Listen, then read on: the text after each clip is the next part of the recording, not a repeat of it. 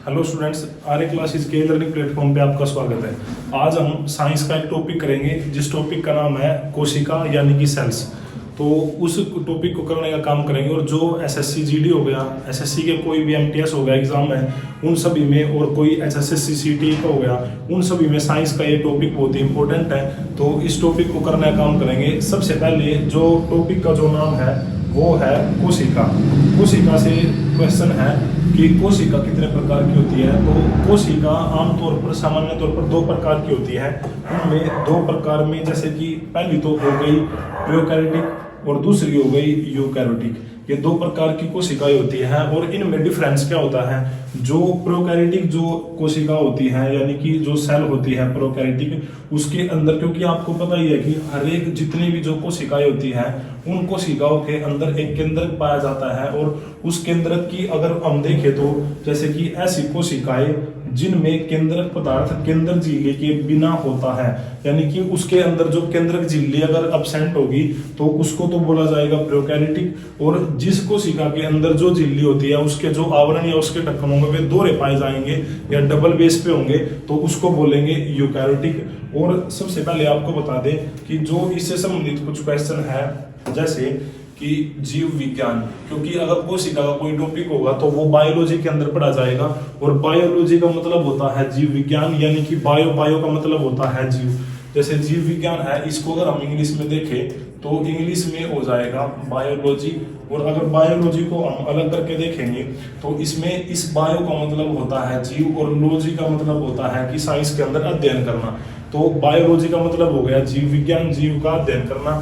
जो जीव विज्ञान यानी कि बायोलॉजी जो शब्द था वो किन के द्वारा दिया गया था, वो दिया गया था लेमार्क और ट्रेविनस के द्वारा। ये दो व्यक्ति थे साइंस से संबंधित जिनके द्वारा बायोलॉजी का जो शब्द था वो लेमार्क और ट्रेविनस, इन दो के द्वारा इस बायोलॉजी के शब्द को दिया गया था।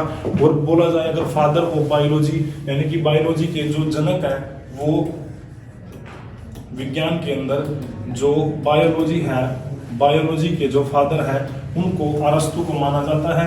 और बायोलॉजी के अंदर जो बायोलॉजी का जो नाम दिया गया था वो लेमार्क और ट्रेविनस के द्वारा दिया गया।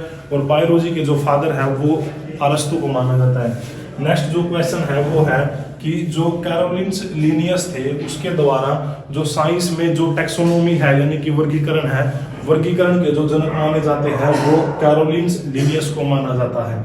ये जो जीव विज्ञान हो गया, स्टार्टिंग में आपको एक बार और बता दें कि जो जीव विज्ञान है उसको बायोलॉजी यानी कि बायो प्लस में लॉजी, जीवों का अध्ययन करना, इसका जो नामकरण किया था वो लेमार्क और ट्रेविनस के द्वारा किया गया। और जो अरस्तु थे, अरस्तु के द्वारा बायोलॉजी के फादर बोले जाते हैं। और जो कैरोलिन्स और लिनियस हो गए, इसको कैरोलिन्स लिनियस को टैक्सोनॉमी के फादर यानी कि वर्गीकरण के जनक माने जाते हैं। और ये बता दिया गया कोशिका दो प्रकार की होती है, एक प्रोकैरियोटिक हो गई और एक यूकैरियोटिक हो गई। प्रोकैरियोटिक के अंदर ऐसी कोशिका जिसमें केंद्रक पदार्थ में केंद्रक झिल्ली पाई जाती है, जैसे कि ये एक कोशिका हो गई और इसके आउटर एरिया पे जो होगा इसको कोशिका झिल्ली बोलेंगे। तो जिसके अंदर कोशिका झिल्ली की सिर्फ एक ही आवरण होगा उसको तो बोलेंगे प्रोकैरियोटिक। और जिसपे जो कोशिकाओं के अंदर जो दोहरी झिल्लियों के आवरण यानी कि केंद्रक आवरण से घिरा हुआ सुस्पष्ट केंद्रक पाया जाएगा उसको यूकैरियोटिक बोलेंगे। तो इसका जो प्रोकैरियोटिक है उसका एक सबसे आसान और सबसे जो फेमस जो उदाहरण है वो है, सबसे फेमस जो उदाहरण है वो है जीवाणु और नीली अरिसेवन जो प्रोकैरियोटिक है। प्रोकैरियोटिक का सबसे बड़ा जो उदाहरण है वो है जीवाणु और नीली अरिसेवन।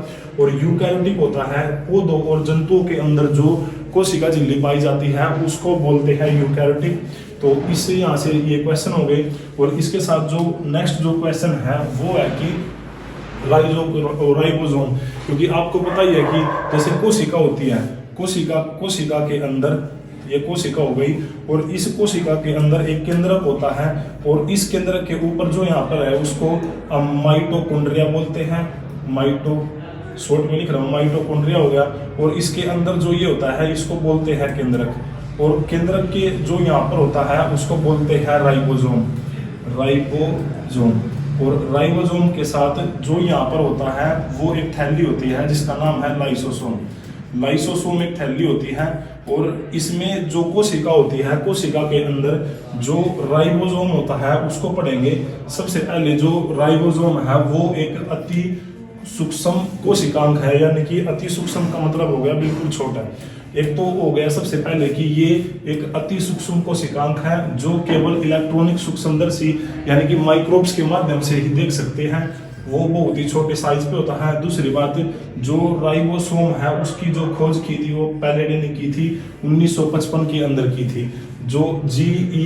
पैलेडे थे वो एक बहुत ही बड़े वैज्ञानिक थे विज्ञान के क्षेत्र के अंदर, उनके द्वारा राइबोसोम की खोज की गई थी। और राइबोसोम है जो उसमें एक अम्ल और प्रोटीन पाया जाता है, उसका जो नाम है वो है ribonucleic acid. Ribonucleic acid ribosome के अंदर पाया जाता है और अम्ल और प्रोटीन से बना होता है, जो प्रोटीन का संश्लेषण के लिए उपयुक्त स्थान प्रदान करती है। यानी कि कोशिका के अंदर जो प्रोटीन का जो भी संश्लेषण होगा वो राइबोसोम के अंदर होगा, और प्रोटीन का जो उत्पादन होगा वो भी राइबोसोम के अंदर होगा। इसी वजह से, क्योंकि जो प्रोटीन है, प्रोटीन का वहाँ पर ही संश्लेषण होना और वहाँ पर ही उसका बनना, और राइबोसोम को इसी वजह से प्रोटीन की फैक्ट्री बोला जाता है। तो इतना ही राइबोसोम था जो आपके एग्जाम के लिए सबसे बेस्ट है।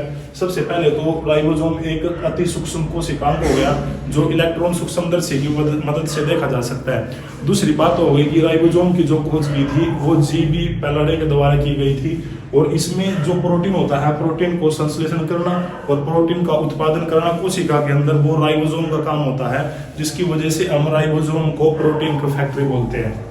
ये हो गया राइबोसोम। इसके साथ कुछ वर्ड है जैसे कि रॉबर्ट हुक हो गया। आपको पता ही है कि सबसे पहले जो कोशिका की जो खोज हुई थी, यानी कि जो सेल की डिस्कवरी हुई थी, कोशिका की जो खोज हुई वो सबसे पहले रॉबर्ट हुक के द्वारा की गई थी। लेकिन वो जो कोशिका थी वो मृत कोशिका थी, डेड सेल बोल सकते हैं हम उसको। तो इसके बाद दोबारा से जो जीवित कोशिका थी, अगर आपका क्वेश्चन आए कि सबसे पहले जो कोशिका की खोज हुई वो किसने की, तो वो रॉबर्ट हुक ने की थी।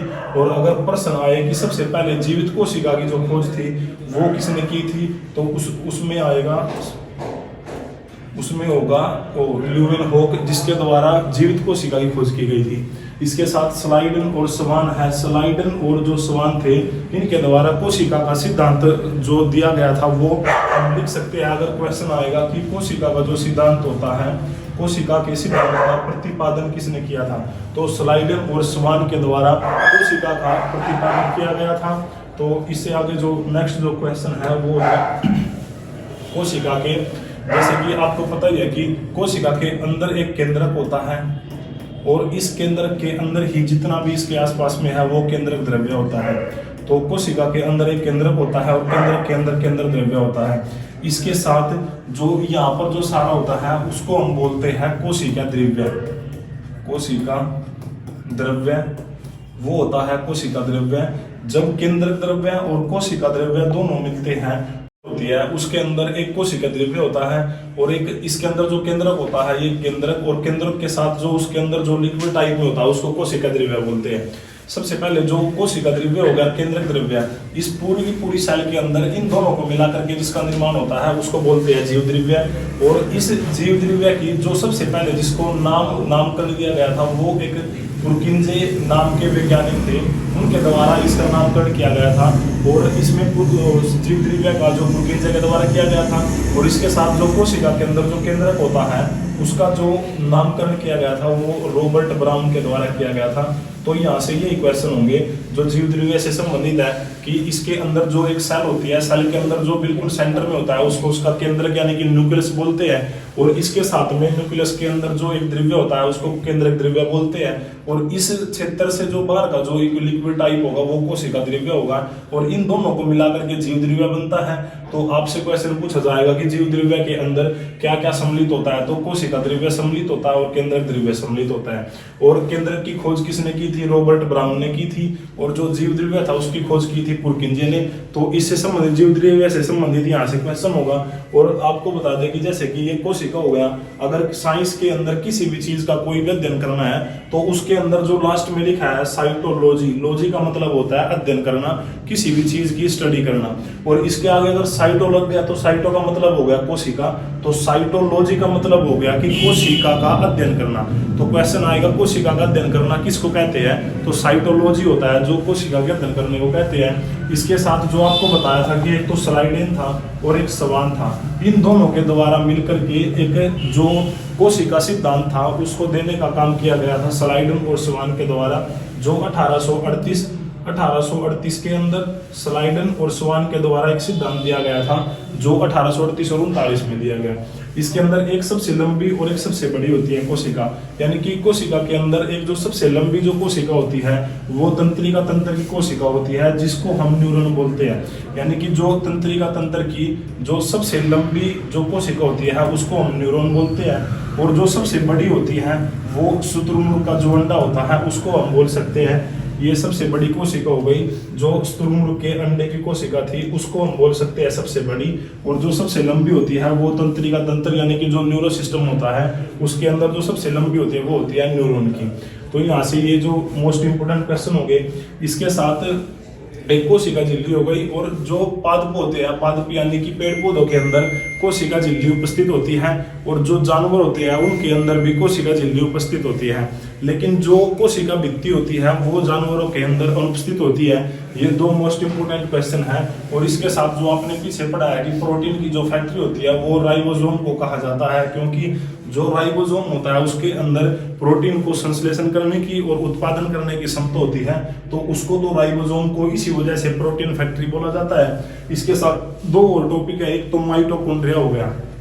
माइटोकॉन्ड्रिया होता है उसको कोशिका का ऊर्जा ग्रह बोला जाता है, यानी कि जो कोशिका को सबसे ज्यादा एनर्जी देने का जो काम करता है, एनर्जी की प्रोडक्शन होती है वो माइटोकॉन्ड्रिया के अंदर होती है।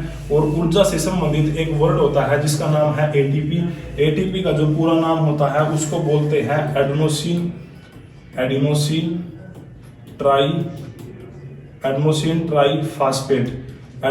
ट्राईफास्फेट एटीपी का पूरा नाम है। और सबसे लंबी जो आपको बता दिया कि कोशिका होती है न्यूरॉन, और सबसे बड़ी जो होती है वो शुतुरमुर्ग का जो अंडा होता है उसकी सबसे बड़ी कोशिका होती है, ये होती है शुतुरमुर्ग की। ये सबसे बड़ी कोशिका और सबसे लंबी कोशिका हो गई। इसके साथ में जो कोशिका होती है, कोशिका के अंदर जो ये झिल्ली होती है उसको कोशिका झिल्ली बोलते हैं।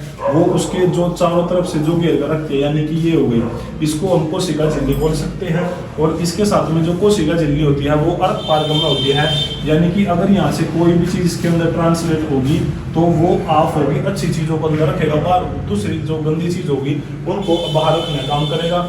और जो जानवरों के अंदर जो कोशिका झिल्ली होती है वो होती है पारगम्य, यानी कि एक तो जो कोशिका झिल्ली होती है पेड़ पौधों के अंदर वो तो हो गई अर्ध पारगम्य, और जो जानवरों के अंदर जो झिल्ली होती है वो पारगम्य होती है, वो बिल्कुल क्लोज होती है।